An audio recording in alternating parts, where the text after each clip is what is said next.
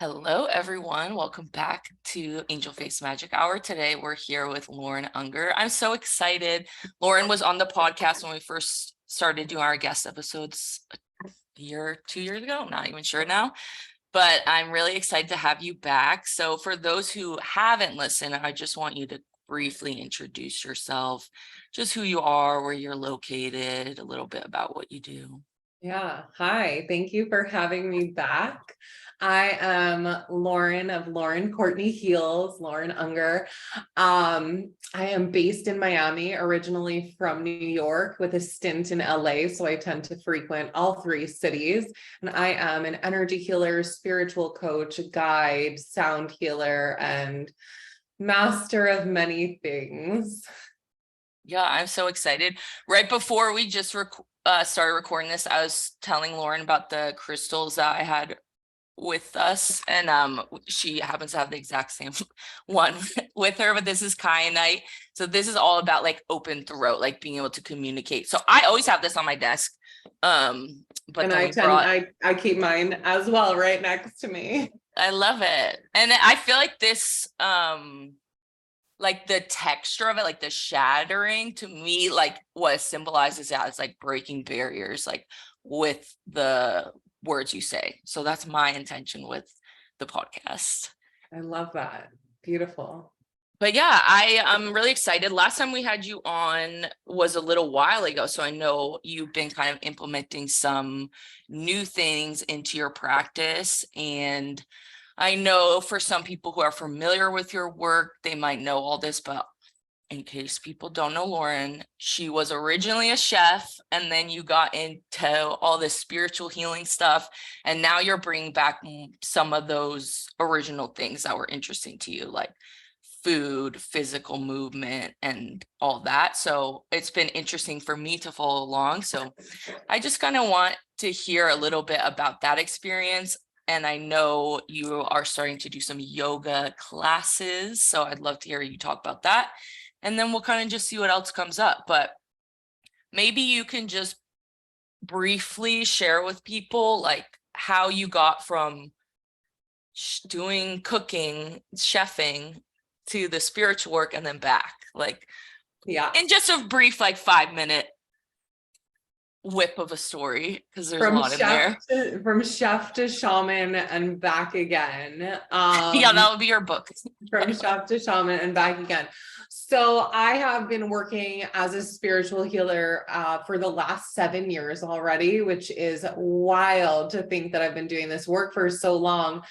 Prior to this work, as you said, I was a chef. So when I lived in New York City, originally I was an event planner. I worked in corporate America doing events and personal assistance for professional athletes, had a really cool career and life. That I thought that was the direction for me. But I started getting these downloads, as I understand them now, this inner knowing that I was here to help people heal. And that path took me out of corporate America and into school to become a holistic health coach. So I'm a certified holistic health coach with the school Integrative Nutrition that many people are familiar with. And from there, I went on to be a private chef, working with clients in high-end recovery homes in New York City. So I was working with clients recovering from drug, alcohol, and food addictions. So I thought, again, this is my path. This is where I'm meant to be. I started a meal delivery service called Hungry NYC, with a riff on my last name being Unger. I had a little company called Amazeballs. They were these awesome snack bites. I was delivering meals all over New York. I think that's when I first started following you, when you did the Amazeballs. Oh my God. So like back in the day. A million years ago. So I had Amazeballs, Hungry NYC. And in addition to that, I was working as a private chef for families in New York, out in the Hamptons. And then my best friend passed away. And the day he crossed over, he began communicating with me. And my life took a very quick turn, and I ended up moving out to California.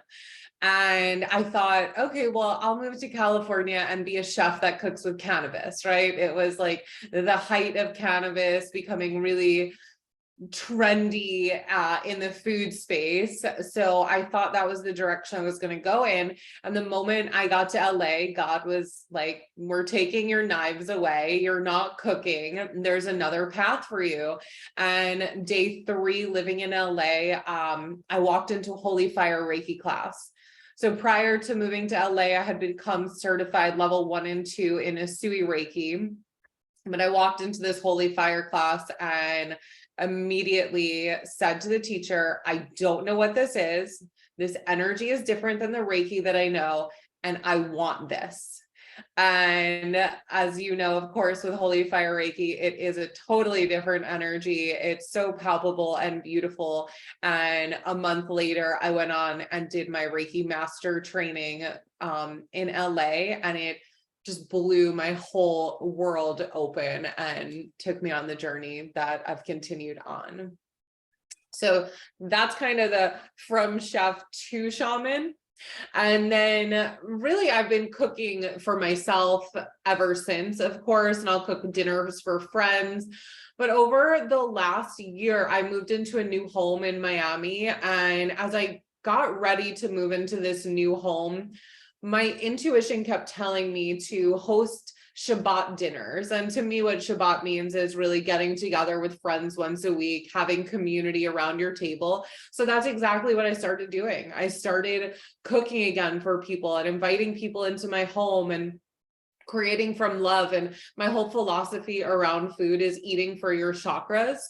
So it was reignited in me, and I've wanted to write a cookbook for a really long time. So I started working on that again, and I just kept cooking, and it's become this beautiful just journey back into the kitchen for me. And I was actually out in LA about 3 weeks ago. I was out there speaking at a retreat on chakras, and I had an opportunity to cook dinner for 25 people, and it was totally unplanned, and they weren't sure if I'd say yes. And when the offer and opportunity came, I was like, yes, let's do it. And I cooked a 25-person family style meal for all the guests and attendees at the retreat, and cooked from my heart recipes that will be in my cookbook whenever it is ready to be born into this world. And that's really how I've returned to the kitchen. I let that part of me go, knowing that it would always be a part of me, and that if I was meant to step back into it in any way, I would. And it's been really nice that it's been kind of surfacing again in the way that it has.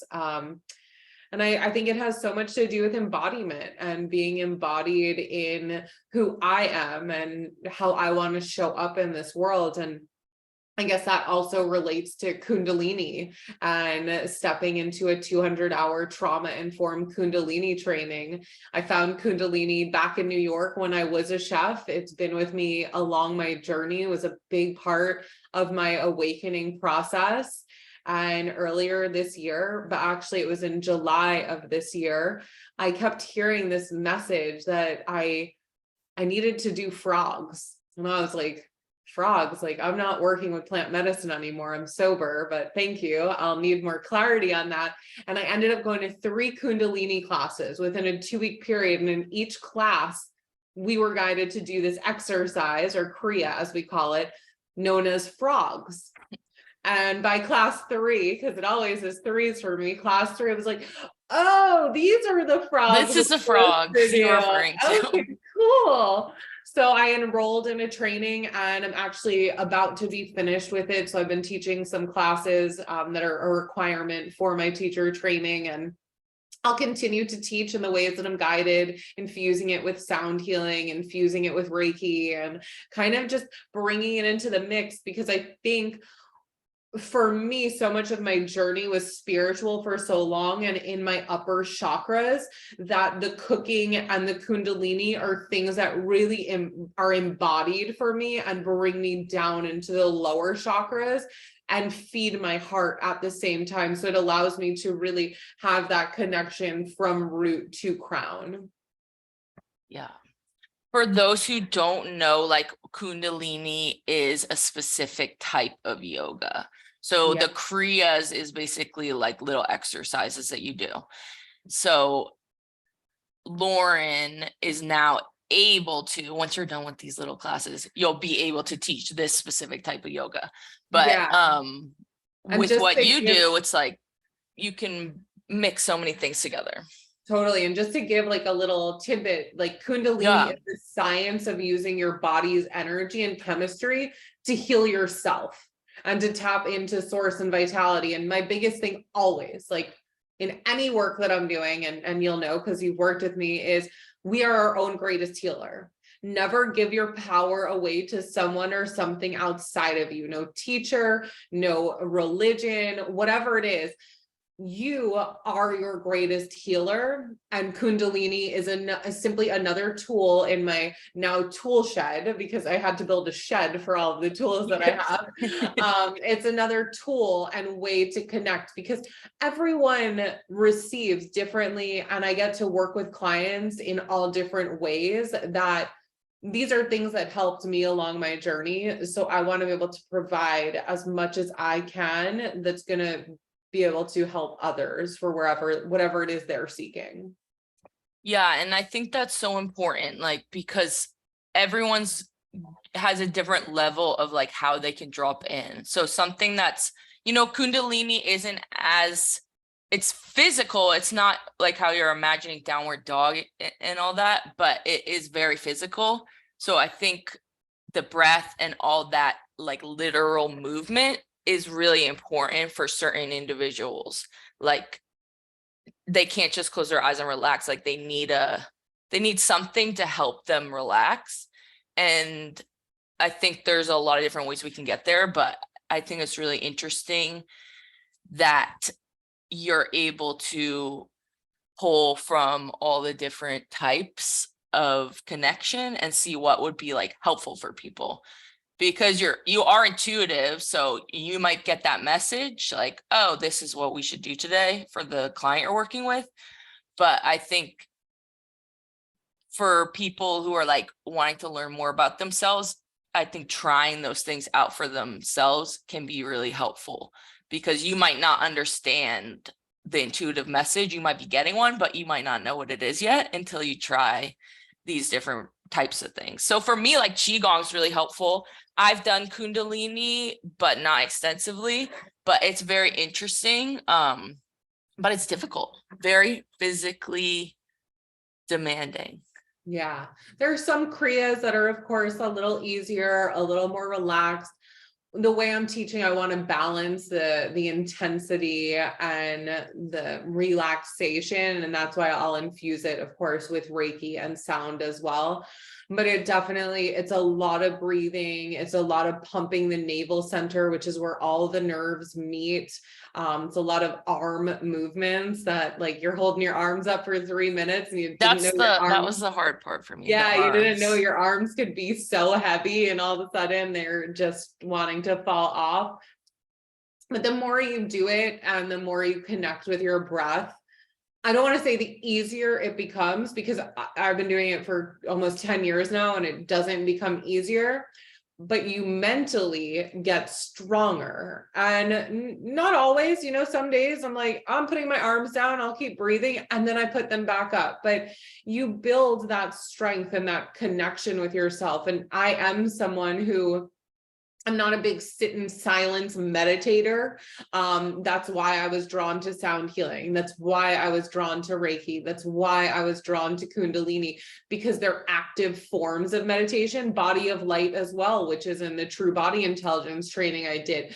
I'm more of an active meditator.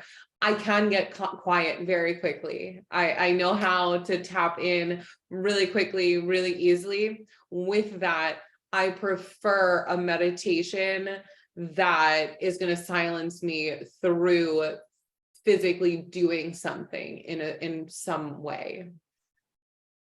Yeah, I think like I think sometimes it's a difference too. Like for me, I notice if I'm the one doing the meditation or teaching it, like what style is going to be more beneficial. I feel like I can drop in if I'm teaching the class easier than if I'm taking the class. Totally.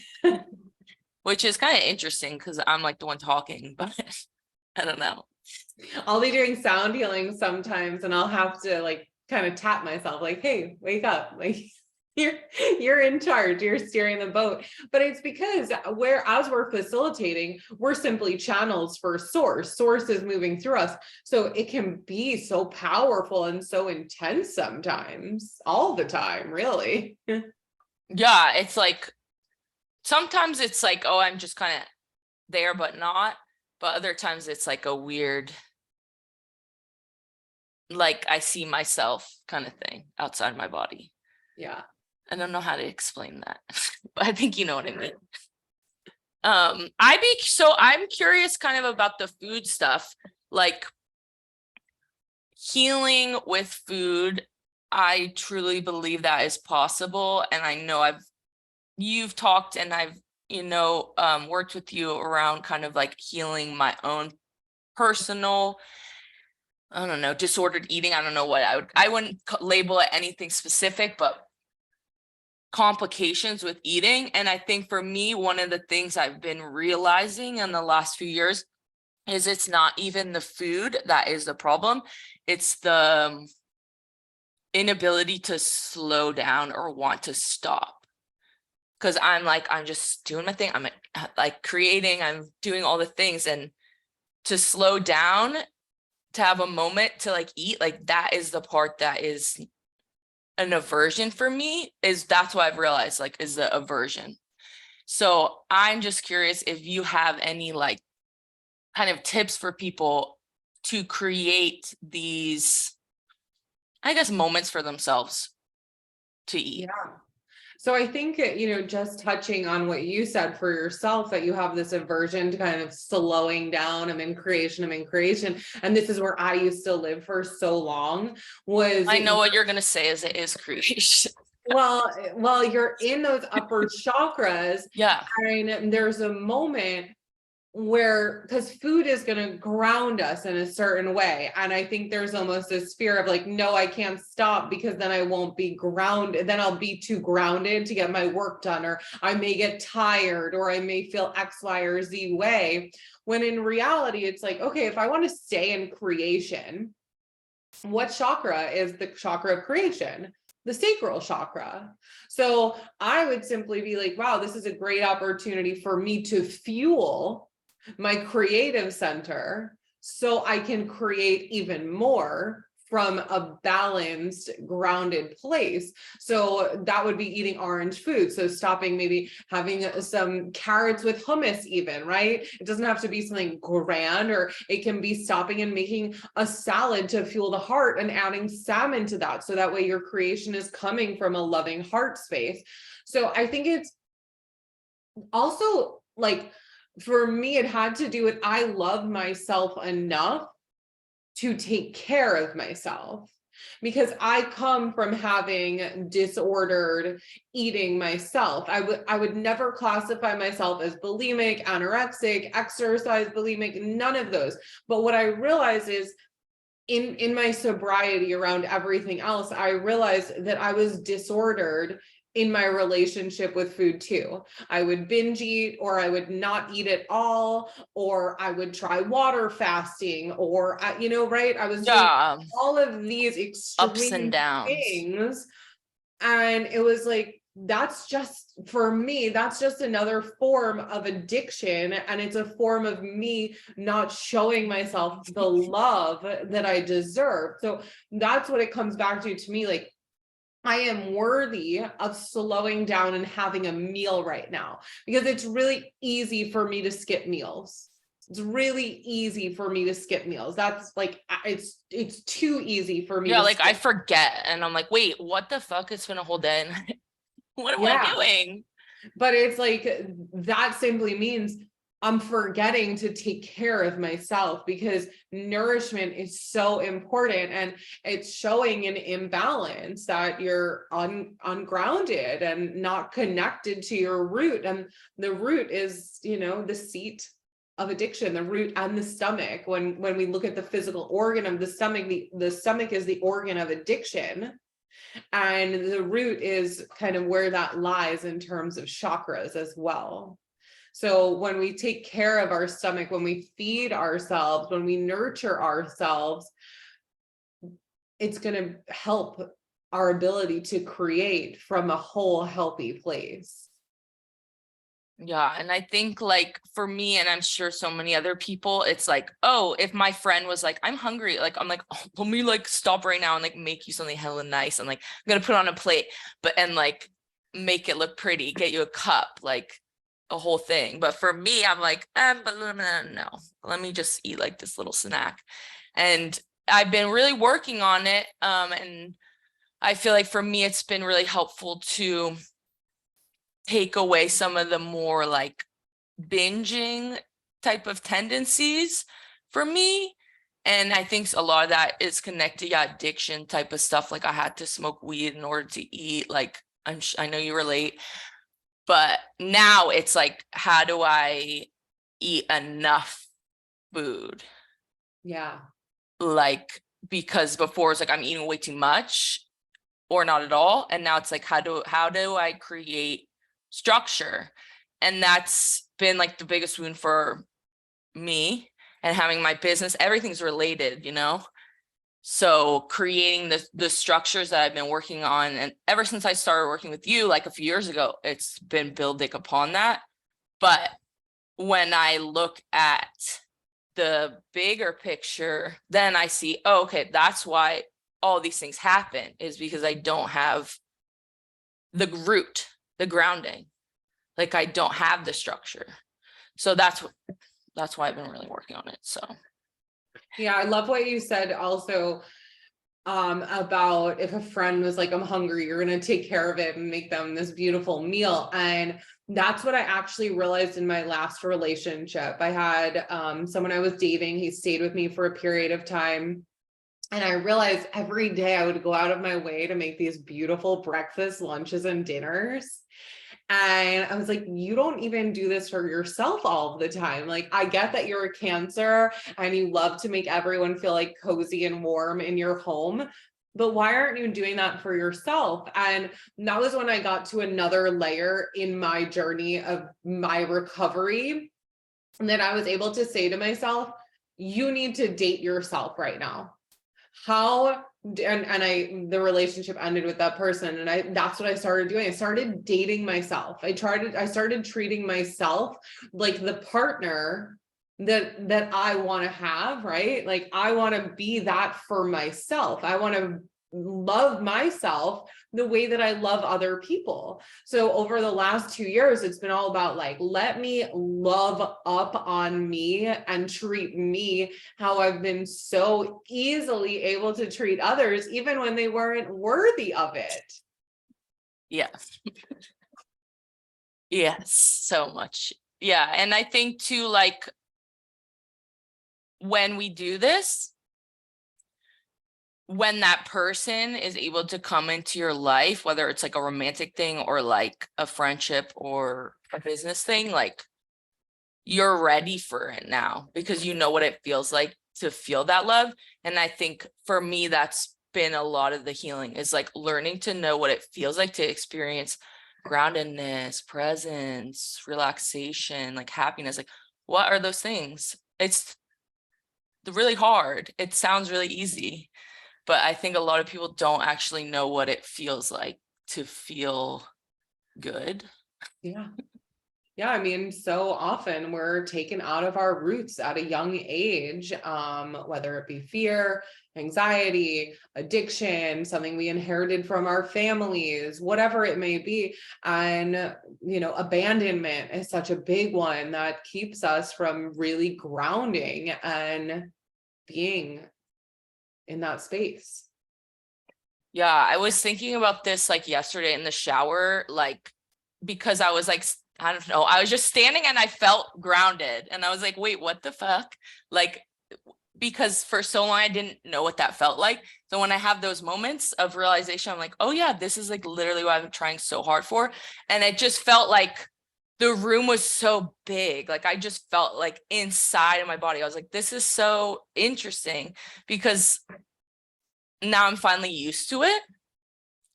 And then I was just thinking about like when I first started getting into these kinds of things, like imagining like the simplest thing, imagining roots flowing out of the bottom of your feet. I'm like, that's disgusting. Like that sounds disgusting to me. I don't like that. Or like the word peace. I'm like, ugh, like that is gross. And I remember doing like these meditations with you that were like all about like the organs and stuff. And I feel like that was what really opened me up to feeling comfortable with the body. Cause like the external part felt so weird, but once I started to get to the inside, like that was exciting to me, like to see how everything works together. And I feel like just understanding how the body works has opened up a lot of possibility. Like, Yeah. so I'm just grateful for you, but I just wanted to say that. I'm like, okay, should I reopen Glow Up Your Organs? It's been a while. You should. Yeah. And Lauren has hell of, if people don't know, Lauren has a bunch of meditations in your online shop, like going through the different organs and like healing stuff, all sorts of different things. But I want to talk a little bit about like your experience going to Egypt, because as a lot of people know, that's kind of like a spiritual mecca, like to go to Egypt, like, and I think that's a lot of goals, like for people, like I want to go to Egypt, or I want to go to like Peru, or these kinds of like sacred sites. So I'm curious, I know you went with like a group. I'm just curious about like emotionally how the experience felt for you, but also just a little bit about like what you guys got to experience as far as like the sightseeing. Yeah. Egypt was amazing. I was there in early May of this year during the beginning of eclipse season. So it was a very powerful time. It was a group trip. As you mentioned, my friend Johnny was the head of this trip. He's an incredible breathwork facilitator, a good friend of mine that I've known for a few years now. So the trip was the journey through Egypt, as well as doing breath work on like in sacred sites and connecting to the breath and meditation in really beautiful sacred spaces. So day one, I arrived. The next morning, we had a private sunrise visit to see the Sphinx and just like walk around the Sphinx and be present in the energy of the Sphinx, which it's just so crazy, right? These are things like It's like a computer MacBook screensaver to me, it's like yeah, that is crazy that you're like really there. Yeah, like exactly. It's like, wow, this is a huge structure that exists in this world. It's like, and I'm here. And in front of the Sphinxes are all the great pyramids. So we're on the Giza, and it's just like pyramids and the Sphinx. And it was truly this moment that was, I had this deep level of gratitude, of course, for where I was. More than that, gratitude for myself, for being able to get there. And by there, I mean coming home to myself, getting to a place where I was truly home in myself, that I could show up for this opportunity, that I could feel worthy of this opportunity. And I'd say that really like spanned through the entire trip. We had a great tour guide and an incredible, I guess he was like kind of like our security guy that is connected everywhere. And he would bring us to different temples. We had certain times we had to be in certain places and doors would be open for us. And Johnny's actually going to be doing another trip next year. So if anyone has questions, feel free to reach out to me and I can connect you with him to find out about his upcoming trip. But I had just this like deep gratitude everywhere I went. I felt like I had been there before. When I was a kid in elementary school, we did a project on Egypt. So I remember I built this like tiny replica pyramid and I did hieroglyphics on this specific foam board. And it's one of the things I remember from school. I don't remember a lot from school. I kind of remember that and the moon's phases. Everything else is kind of like whatever. But those are two things that I really deeply remember that felt so connected to me. But what I found really interesting, I remember going back to the hotel one day and I was talking to two of the other girls on the trip, and one was telling me how she was channeling the deities and the goddesses and the temples. And I had this moment of like, wow, it's so weird. I'm not having that experience at all. And also, I'm okay with that. And what I realized in that moment was I used to channel, and of course I still do, right, in my work, but I used to be channeling all the time. And what that was for me is I wasn't present all the time because I was going outside of my body to receive information instead of being embodied and receiving that embodied information.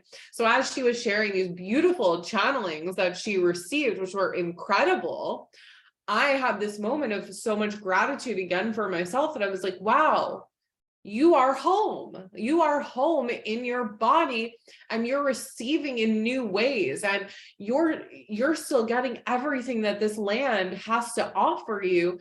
It's just you're doing it in a new way. And for me, that awareness and realization was so incredible because that's, like you said, right? That's what I've been working towards. I've been working towards being embodied, being present, grounding into this earth because I chose to be here in this human body at this time.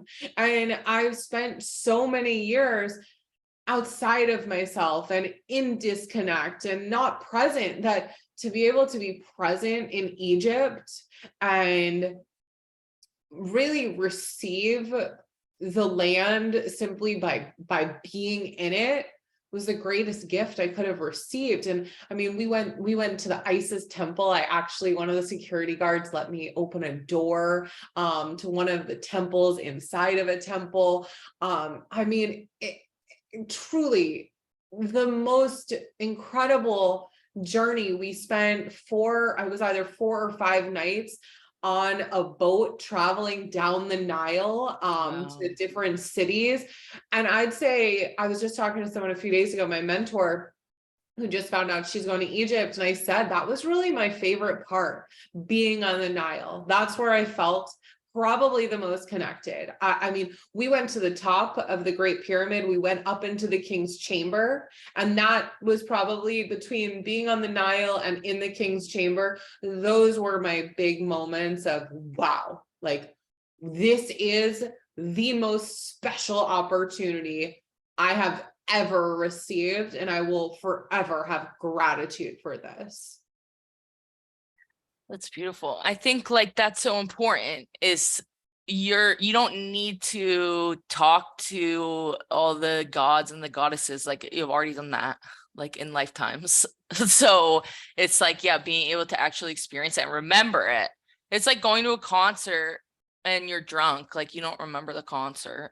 Or like you're channeling, it's like we're out of our body. And you're taking we don't have to do photos the that. whole time, you know, like when you're at a concert and like you're filming it, but you're like watching yourself film it. It's like, what would it look like if we were just present? And I think that's the thing. We as a society, we're so busy creating content. We're like capturing each moment to consume later. Like, let's live it. And I'm super grateful there was a photographer on the trip, so like everything was captured. Yeah, and you can look at those as memories. Yeah, and I did, of course, like I took photos, but for the most part, I was present. My phone was away and I simply enjoyed. What was the temperature like when you went inside the temple? It's like, was it really cold like when you walked down there?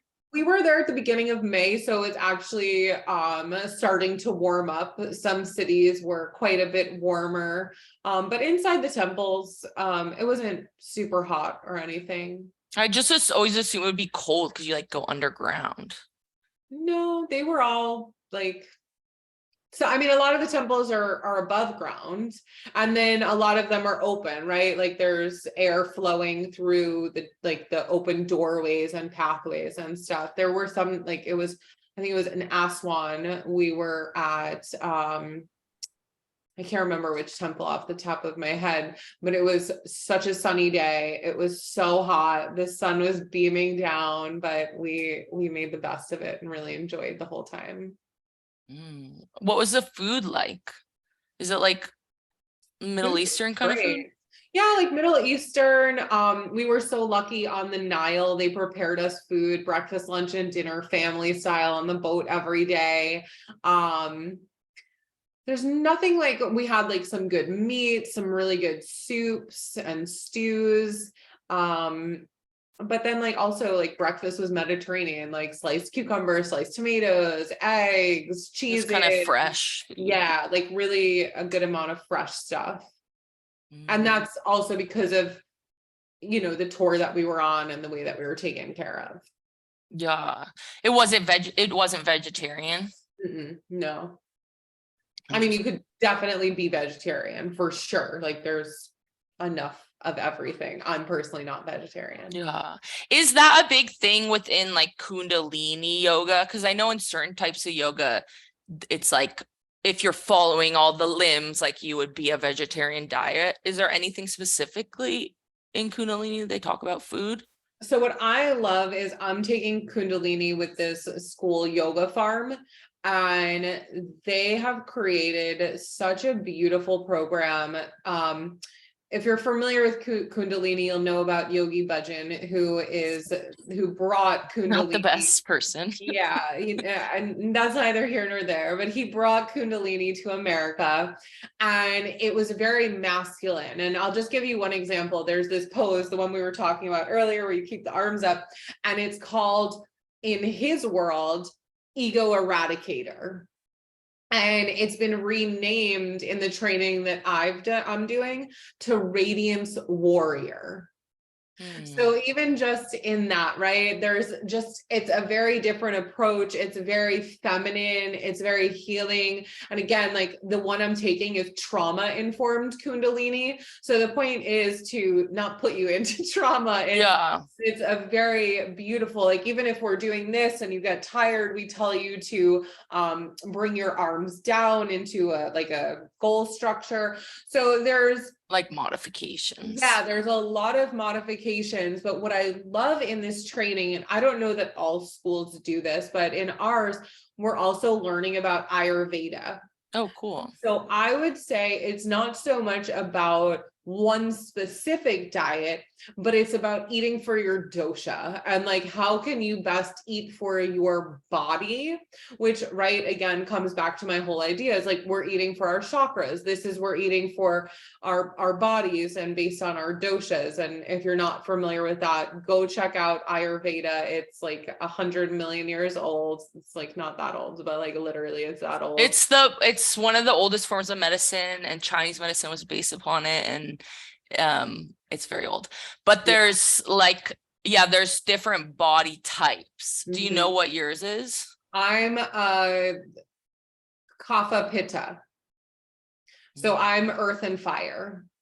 But also they can change like based on the seasons how we're in. So there might be a time where more pitta or more kapha or more vata, right? So there's a questionnaire that people can go online. You could take a questionnaire, what dosha am I? There's definitely a bunch of those quizzes out there just to see what dosha you are. I think it's so interesting. Actually, my book's a little too far to reach, but the book that we're using in school is The Idiot's Guide to Ayurveda. That's so random. I love that. It makes it simple. Yeah, it's super simple. It's amazing. It's written by Sahara Rose, which many people know her and her teachings. I didn't know that she wrote that book. That's cool. Yeah, I actually didn't either. I was like totally pleasantly surprised, but it's great. It's literally The Idiot's Guide to Ayurveda, and it gives you so much information. Like since starting this training, I've started tongue scraping every day and I love it. And like tongue scraping is such an easy thing that we can do in the morning to take the coating off your tongue from the night before. That way the acids in your mouth and whatever else is in there doesn't get brought back into your stomach. And I also dry brush every night and put oil on every night. So there's just like these little practices that we can do of self-care and nurturing ourselves. I know that switches from diet, but No, but it's all connected, James. Yeah. Yeah, that's so interesting. When I first moved up here, like where I live now, I was going through this whole healing journey, blah, blah, blah, led me to Reiki and all these other things.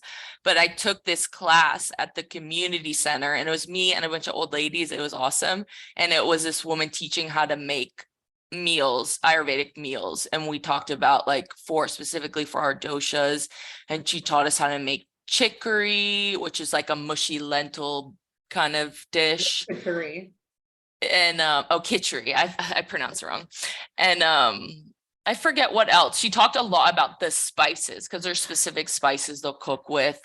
But I think what's kind of interesting to me, and I feel like very different from the American diet, is like they really encourage like warming foods, like not having a lot of ice water and stuff like that. And I feel like I love ice and I love smoothies, but I do see a difference when I consume more warm, like hot foods. Totally. And like, even if you're eating a salad, I'm really big on, because I love salads, like I had a whole company based on my salad, but I always add warming components. So if I'm having a leafy green kale salad, I may roast some Brussels sprouts and add the roasted Brussels sprouts into the salad, or some roasted sweet potatoes. So I have a warm salad. There is that crunchy leaf still, but everything inside is relatively warm, which I think is really nice to do. I actually, when I was in school at Institute of Integrative Nutrition, we learned, I think about like 100 dietary theories over that program. And the one that stuck out to me the most was Ayurveda. And I went to meet a specialist in New York. That was her thing. And I made my blend with her and learned how to make khichdi as well. And I just thought it was so cool. I just thought it was like the coolest thing. So to be back full circle in the kitchen, learning Ayurveda, doing kundalini, again, it's that full circle. I believe that we have to walk through the doors we once came from to come back home to ourselves. So I'm simply continuing to walk through and close the old doors as I come back to who I am on the most like basic soul spirit level. It's very interesting. Like I feel like the trajectory always brings you back and you're like, well, I didn't expect to be here, but I guess it was what you were supposed to be doing, but just not the way that you expected it. And there's a lot of things to like see and learn in between. Totally. I'm so thankful for the journey. Yeah. Well, I love talking with you. Before we close out, let me just consult my notes. I have a few quick little questions. Okay. So before I recorded with you, I was saying this to you earlier, but I recorded with Sloan, who is one of your best friends. And I feel like for people who get into spirituality, I mean, spirituality is so broad, but like specifically like mediumship and psychic stuff and these things are a little bit more like fringe, I guess. It can be difficult to find people that like you really connect with and like align with. And, I know Sloan has moved and you guys aren't in the same place anymore, but for a long time, like you were able to have someone in your life. And I know you have a lot of other friends too in person that you can connect with in terms of being able to relate to each other. And I feel like a lot of people have difficulty finding those connections. Like for me, I have some good friends here that I'm able to talk with, and I definitely have friends online that I'm able to talk with these more esoteric experiences. But like, what would you recommend to people who are like trying to find those connections in real life? Like, obviously we could take a class or whatever, but like, what would you say to people who are looking for like their people? I think it's really being your most authentic self, which is, of course, like my work with clients. I help clients return to their authentic self. And I think the more authentic you are, the more you can call in people who love you for simply being who you are. You know, over the last month, I was traveling quite a bit. I was talking at a retreat. I'll give this example. I was talking at a retreat in LA for this dance company, Kinergy. They're amazing. And I was giving a talk on the chakras. And someone joined just for that day. She hadn't met me prior. And when I got done giving my talk and doing some like live healings in the session, there was an opportunity for Q&A, and this girl raised her hand and simply said, I love you and I want to be your best friend. You're just so cool. And I responded with like, oh my God, like the little girl inside of me is smiling so big. Thank you. Like, thank you for saying that, because there are times, even though I have people in my life, there are times where I'm like, oh my God, I must seem so crazy because I'm so fucking nuts, but I'm so out there. But it was my crazy that brought in so much love, that brought in this like, I want to be your best friend energy. And a few people said that to me, like, wow, like just thank you for being your most authentic self, because it's giving me permission to be my most authentic self. So that's really my biggest recommendation. Like, let your freak flag fly. You're not going to be for everyone. I am not for everyone. And that's okay with me. I've learned I don't need everyone to love me. People should treat me with respect because I treat others with respect, but everyone doesn't need to love me. And I used to need everyone's approval. I don't need that anymore because I love myself and I approve of myself. So that's really the biggest thing. And go and do things on your own. You know, my journey started going to kundalini classes on my own. The first time I went to a kundalini class, I was living in New York City. I didn't even ask my friends to go. It was a message from God for me to go after a big awakening moment. And the first class I went to, I laughed after and said, I think this might be a cult, but like, I want to join. I also think I can leave at any time. So like, I'm going to try it. And I did. And I kept going back and I started meeting people. And it definitely wasn't a cult in my experience, for others perhaps, but it was this beautiful experience where I just got to connect and meet other people in the rooms.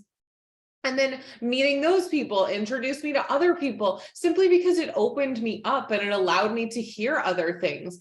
I went on, I moved to LA. I knew no one when I moved to LA, but all of a sudden I had tons of friends that were filling my home for dinners. And I moved to Miami with no friends once again. And I've built a beautiful community here. And there's so much to be said for building a community on the online space as well. I've met so many incredible people like you.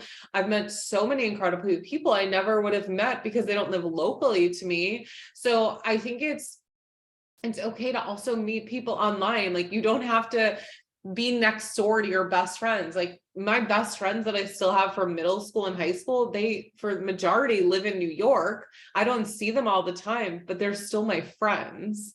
So I think it's just being open to connection can look so many different ways. And also, don't be so attached to the outcome, because people will come into your life for a reason, a season, or a lifetime. No need to put pressure on it. Simply enjoy the process and the journey, because everyone is here to teach you a lesson. Everyone is here to be a teacher. So just enjoy the school of life that we're in.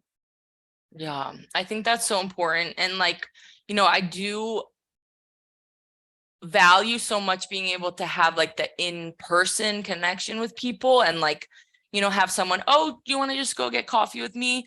But honestly, that's not the reality of everyone's life. And especially like getting to be an adult, like people are busy. People start having kids, people have relationships. Like, it's hard not to take it personal when people that you love are like so busy they can't see you, but it doesn't mean they don't love you. It doesn't mean you're not friends. And I think that's something that I've been learning. I'm like, okay, even if I talk to you once every 6 months, doesn't mean we're not like best friends. Yeah. So it's like, it's different. It just, you have to fit it into your life, and online stuff can be beautiful. I mean, I met so many people through your classes. Like I talk to Suzanne almost every day. But yeah, I want to, before we close out, I know you're getting a dog in a few days. You practice animal Reiki. I also took animal Reiki, and I just want to hear about like, what is the thing that you're most excited about in terms of like this new thing? You're getting a dog. That's a big change. What is like the most exciting to you about that? And what is the most scary? So I think like what keeps resonating with me is, if you saw the movie a million years ago with Sandra Bullock, I think it's called 40 Days, and it's about her journey to becoming sober in this movie, right? She's an alcoholic and goes away. And they, in one of the meetings, they talk about your first year, you're meant to keep plants alive. And if you can keep plants alive, then you can get an animal in year 2. And I've been sober for some time, so I'm like, oh my God, I finally made it, that I can get a living, breathing animal and dog. So I laugh at that with myself, and just this idea that I'm ready to hold space for something outside of me. I've become grounded enough and have enough ownership of myself and my life that I'm willing to also be a little less selfish and let a dog into my life, because I do want to have children in this lifetime. That is definitely something I want. So this is kind of like, okay, let's see how this goes. And obviously children and animals are very different. I understand that. But I also think it's an opportunity to be selfless for an animal. So that's really exciting for me. I grew up with dogs. My family has dogs, but they're up in New York. So this is my first time also getting a dog on my own. So I'm a little nervous, but the nerves have seemed to burn away, and it feels much more like excitement. My dog's soul has been connecting with me for the last few weeks. And I was telling you before this call that yesterday he came to me and asked me to place the animal Reiki symbols on his paws and on his belly. So I went ahead and did that. And the breed of dog I'm getting, he's an Australian Labradoodle, and they're emotional therapy dogs. They're really good therapy dogs. So I know that in some way this dog is meant to be a part of the work that I share with this world. And also he's meant to be my teacher. So I'm excited to see what wisdom he has to share with me as well. Oh, so exciting. You guys are, you're going to look the same for sure. Yeah. Like the same hair. Totally the same hair. Twins. Amazing. Well, I'll put all of Lauren's information in the show notes if people want to find you on social media, check out your website, your offerings, all the things. Is there anything specific that you're doing right now? Any classes you have coming up? This is going to come out in a couple weeks. So for the new year, so 2023, I'll start launching it probably in the next week or so. I have a membership that people will be able to access. I'll just open it probably 2 or 3 times a year, where you'll have access to all of my sound healing. So there's about 60 sound healings in the library already, plus I'll record throughout the year sound healings and meditations. There will also be one full moon class every month, of course. And a download that I kind of received this morning is I may also do a weekly class that will be kundalini and Reiki together. Oh, cool. Yeah, so I'm That's super exciting. excited about that. Yeah. If you remember, I did the moon membership, but with Sloan two years ago already. And How was that 2 years ago? I know. And I loved having that monthly membership and this place people could come. And I feel called to really just hold space in a different way, in a bigger way. So that's the way to work with me, kind of in a group format as of now for next year. I work with clients one-on-one in 8-week containers. I have occasional single sessions available as well. And then I'm sure I'll launch some new groups coming into Yeah, the you new teach year all as sorts of well. different classes. So I also want to pull a card for us because I was going to do that at the start of the episode because Spirit was saying to, and then I forgot. So let's do it before we close out. Perfect. But yeah, you guys should definitely follow Lauren. If you don't, you have tons of free sound healings and all that sorts of stuff, but definitely worth the investment. Yeah, there's a link on my Instagram at Lauren Courtney Heals that takes you right to the freebies. I have a full page of sound healings, card readings, all different stuff. And then all of my mini courses and big courses are there. So I have courses starting at $33, ranging up to, I think, $777. And those are all do-it-yourself goodness. Yeah, I did the glow up your business a couple years ago. Yeah. And it was a live class, but now you guys can do it self-paced. Yeah, I could do that on your own now. Who knows if people want it again live, it can always come back live. I follow the downloads on which I want to run live. Yeah. Okay, let's see what they want to say. Ooh. So these are oracle cards. One of them is like an angel kind of message, and the other one is, I think you probably seen these. The star, what are they called? Star Seed Oracle. But I love the imagery, very pretty. So we have, and I will post these on Instagram. So if people want to see the pictures, we have the portal card. So beautiful. So walking through portals. And I was just thinking about this yesterday. I feel like big kind of timeline collapsing. For me and a lot of like people I've been noticing, like clients and stuff, it's been kind of like a timeline of things that happened maybe like almost 10 years ago now, like kind of coming full circle. So it's really interesting. That's a lot about what we were talking about in terms of like your trajectory. But yeah, doors are opening, you decide, wild card. And then we also have the wild within. So yeah, being able to remember that it's safe to connect with that like more feral side of yourself. But like this is also, and we also have the yellow spectrum. So these cards give us like different colors, but yellow, I know Lauren knows this, but it's like all about the solar plexus. So like being able to shine that inner light and the authentic self and all that stuff that we were talking about earlier. Yeah, so it's just a reminder. Being in your power, being able to like lead with that light, walking forward, like be that wild, authentic version of you as you move through the portal and what's next. So I love that confirmation. Yeah, just stepping into like, I don't think it has to be a new version. I think it's like, this is the true new, it's not the new, it's the true. It's like, this is just who you are. And now we are seeing like that it's possible to be that person, which Lauren has helped me a lot to feel comfortable doing that. So I'm very grateful for you. And I know like doing this podcast, this is helping other people feel that way too. So we just keep it going.